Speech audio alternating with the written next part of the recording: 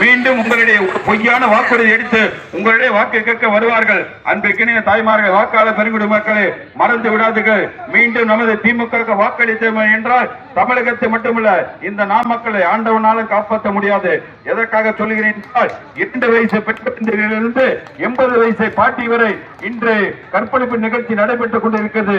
எந்த அனைத்தும் செய்வது ஒரு திமுக சேர்ந்த பொறுப்பாளர்கள் தான். இதுவரை ஒரு திமுக நிர்வாகி கூட இந்த திமுக அரசை கைது செய்யவில்லை. ஒரு கையாளர் அரசு நடைபெற்றுக் கொண்டிருக்கிறது. குடும்ப ஆட்சி நடைபெற்றுக் கொண்டிருக்கிறது. அப்பன் முதலமைச்சர், மகன் துணை முதலமைச்சர், மகன் அமைச்சர் என்று அவர் குடும்பத்தை ஆட்சி செய்து கொண்டிருக்கின்றார்கள். அன்றைக்கினே வாக்காளர் பெருங்குடி மக்களே, மறந்து விடாதீர்கள். கழக ஆட்சி அமைந்தவுடன் ஒவ்வொரு குடும்பத்திற்கும் மே 4ஆம் தேதி சட்டமன்றத்தில் எடப்பாடியார் நானே என்று முதலமைச்சர் பதவி ஏற்றவுடன் தயவு செய்து வாக்காளர் பெருங்குடி மக்களை மறந்து விடாதீர்கள். நமது சட்டமன்றத்தில் ஸ்ரீதேவி மோகன் என்று நான் சட்டமன்றத்தில் உறுப்பினராக பதவி ஏற்கும்போது உங்களுடைய ஒவ்வொரு அக்கவுண்டிலும் 10,000 வரவழைக்கப்படும். அன்போடு தெரிவித்துக் கொள்கின்றோம். சட்டமன்றத்தில் நமது